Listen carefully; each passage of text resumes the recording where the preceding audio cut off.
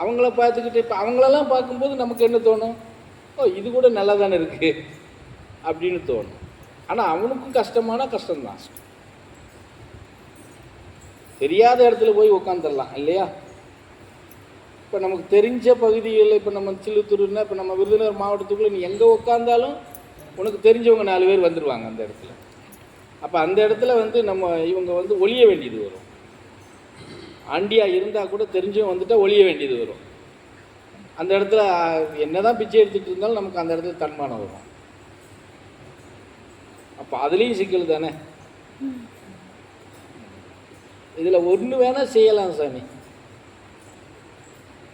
ஆன்மீகத்தை தான் முழுசாக விரும்புகிறீங்க அப்படின்னு சொன்னால், இப்போ நீங்கள் இளஞ்சியிலேருந்து வாரீங்கன்னு வச்சுக்கோங்களேன்.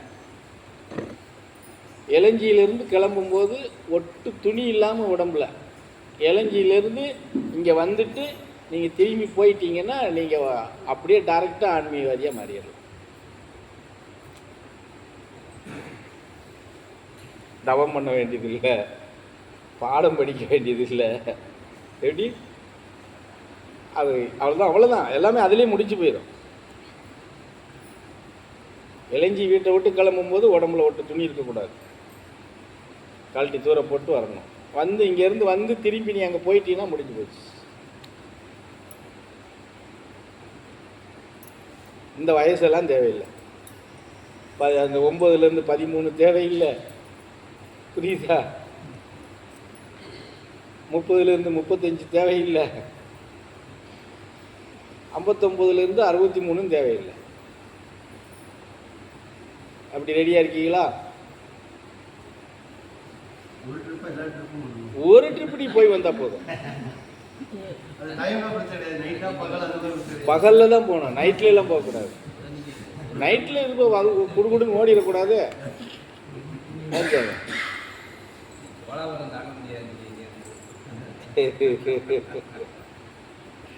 புரியுதா? இந்த காலகட்டங்களில் என்னெல்லாம் நமக்கு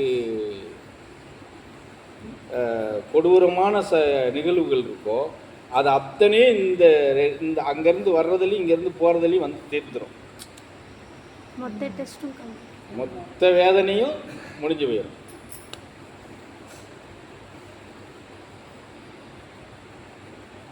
அப்போ அதெல்லாம் தாங்குற அளவுக்கு நமக்கு அந்த வைராக்கியம் இருக்கணும்ல.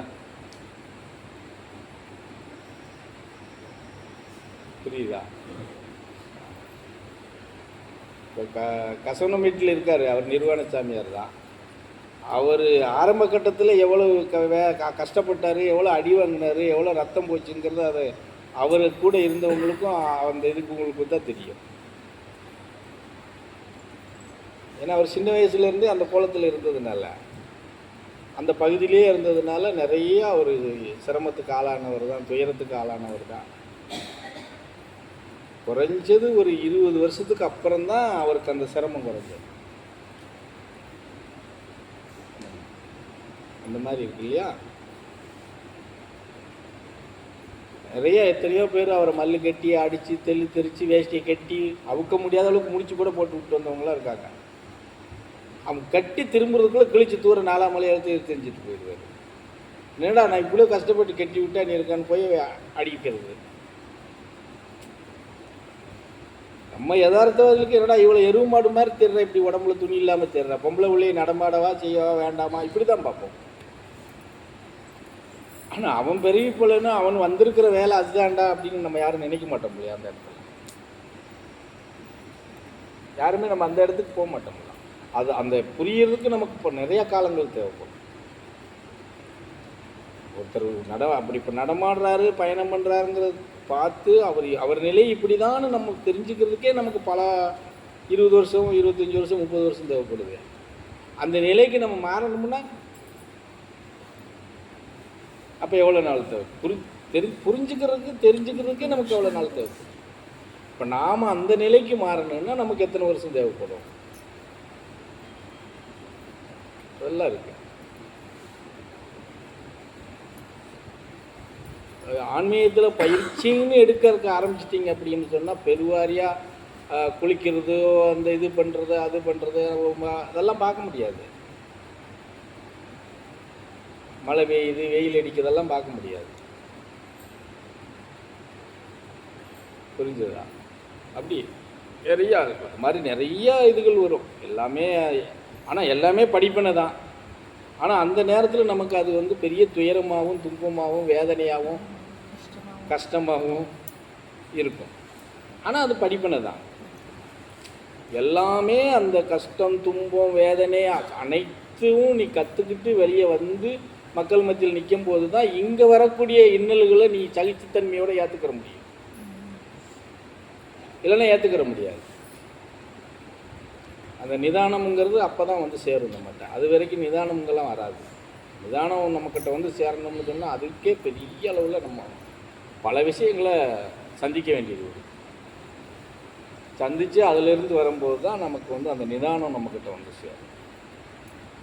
எவ்வளவு தான் இப்போ நீங்கள் வந்து நின்று ஒரு முறையான பயிற்சி எடுத்து நம்ம அதை கற்றுக்கிட்டு பயணம் பண்ணாமல் நிதானமெல்லாம் நம்மக்கிட்ட வருமானம் வராது,